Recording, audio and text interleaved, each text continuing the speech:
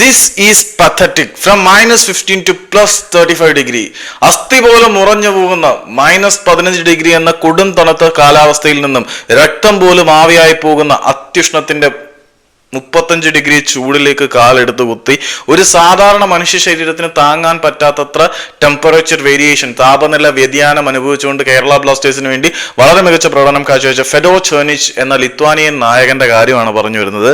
ആ താരത്തിനെ കേരള ബ്ലാസ്റ്റേഴ്സ് കൈവിട്ടിരിക്കുകയാണ്. ഇത് as A fan ഇതുവരെയുള്ള റിലീസുകൾ, ഈവൻ ദിമിയുടെ റിലീസ് ആണെങ്കിൽ പോലും എനിക്ക് ജസ്റ്റിഫിക്കേഷനും കാര്യങ്ങളൊക്കെ ഉണ്ടായിരുന്നു. എന്താണെന്ന് വെച്ചാൽ ദിമി ഓരോ മത്സരങ്ങൾ കഴിയുമ്പോഴും ഏജായി വരുന്നുണ്ട്, അദ്ദേഹം ഇഞ്ചുറി പ്രോൺ ആയി വന്നുകൊണ്ടിരിക്കുകയാണ്.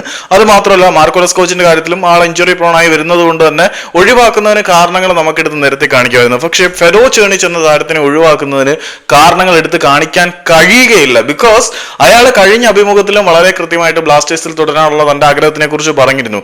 ഞാൻ ബ്ലാസ്റ്റേഴ്സിലേക്ക് വരുന്ന സമയത്ത് എനിക്ക് നന്നായിട്ട് പെർഫോം ചെയ്യാൻ പറ്റിയില്ല എന്ന് ചെർനിച്ച് പറയുമ്പോഴും അദ്ദേഹത്തിന് ബോധമുണ്ട് നന്നായിട്ട് പെർഫോം ചെയ്യാൻ പറ്റിയില്ല എന്ന്. പക്ഷേ നമ്മൾ ആരാധകർ സാറ്റിസ്ഫൈഡ് ആയിരുന്നു അദ്ദേഹത്തിന്റെ പ്രകടനത്തിൽ. കാരണം അദ്ദേഹം പറയുന്നത് ഈ ടെമ്പറേച്ചർ വേരിയേഷനുമായിട്ട് സെറ്റ് ആവാൻ എനിക്ക് കുറച്ചധികം സമയം വേണ്ടി വരും, നിലവിൽ ഈ സിസ്റ്റമായിട്ട് അല്ലെങ്കിൽ ഈ ടെമ്പറേച്ചറുമായിട്ട് ഞാൻ അഡാപ്റ്റഡ് ആയിട്ടുണ്ട്, ഇനി ഒരു ദീർഘകാലത്തിലുള്ള സീസൺ കളിക്കുമ്പോൾ ഞാൻ മാരക ഫോമിലേക്ക് വരും എന്ന് പുള്ളി തന്നെ പറഞ്ഞപ്പോൾ ആളിന് ഇവിടെ കളിക്കാനുള്ള ഇന്റൻഷൻ വ്യക്തമായിരുന്നു.